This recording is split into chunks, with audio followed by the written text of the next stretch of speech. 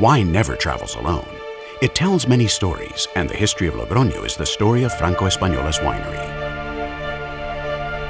In 1890, Frederic Anglade founds the winery. The first grape harvest in 1891 gives birth to the wines Diamante, Royal, and Borgoña. The phylloxera plague comes to France. This insect attacks the roots of grapevines. In 1899, the plague arrives in La Rioja, and Franco-Españolas is the first winery in Spain to use a French method to prevent the plague. Some of the greatest exports of the winery take place during the First World War, when La Rioja becomes a reference point for wine exportation to the neutral countries in Europe. Switzerland, Holland, and Norway are the countries where sales increase the most.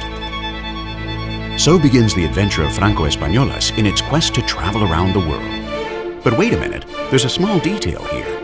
In 1919, Marcos Seguizabal was born. But that's another story, or perhaps another part of history.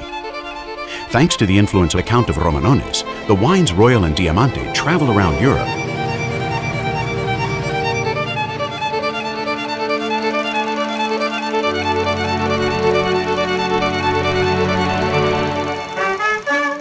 The Roaring Twenties happily ask for Franco-Españolas wines. The bars in Logroño increasingly buy the product, while the winery improves its machinery and invests in advertising and its first toilet.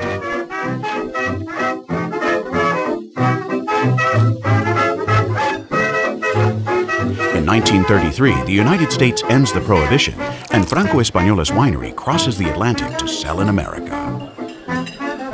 Royal Claret and Diamante appear on the wine menus of important New York City hotels, such as the Fusco, the Waldorf Astoria, or the Whitehall Club, where the wines become an important feature of many banquets and ceremonies.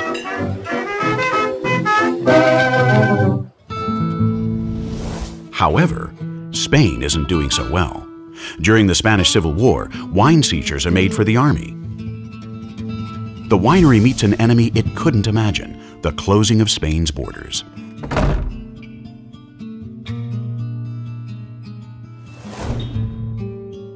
Right after the Madrid deal, Spain enters the UNESCO, the UN, and the IMF.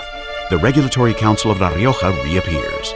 The council encourages the teaching of enology in the country and requires that farmers cultivate grapevines and elaborate wine properly. The sales in Spain grow spectacularly, but also in the rest of the world. Many celebrities such as Ernest Hemingway visit the winery. There's no doubt the winery has become one of the most important spots in Logroño. 1964, the year of the best harvest of the 20th century. The United States becomes one of the biggest buyers from Franco-Españolas winery. Its wines appear at important events, such as the lunch which was prepared to host U.S. President Eisenhower in Madrid, or the wedding of Queen Fabiola of Belgium. 1971 and 1972 are bad years for La Rioja, and in 1973, the ascendance of the winery meets another enemy, the international oil crisis. A group of financial institutions arrive in Logroño to take advantage of the crisis and buy several wineries, including Franco-Españolas. But remember that man who was born in 1919? Marcos Seguizabal, in 1984, buys the winery, and it becomes a family business for the first time in its history. Because he loved culture and sports, he was named president of the Logroñés football team, taking the club to its best period in the Spanish First Division for almost 10 years of glory.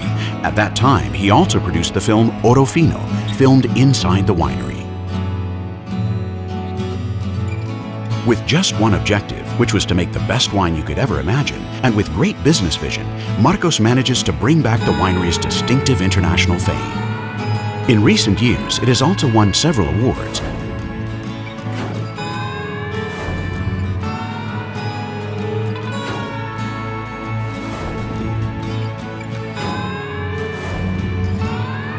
Franco-Españolas Winery has a significant online presence through its website, the use of social networks, and an online store called vinogaleria.com. Carlos and Rosa, descendants of Marcos, have dedicated their lives to running the winery together with their father. And that's how a family stays united and keeps a winery with 125 years of history strong.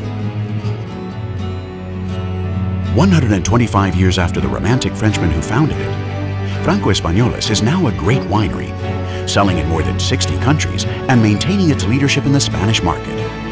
The winery has a strong commitment to culture and the history of wine. And so now we would like to celebrate its 125 years of history.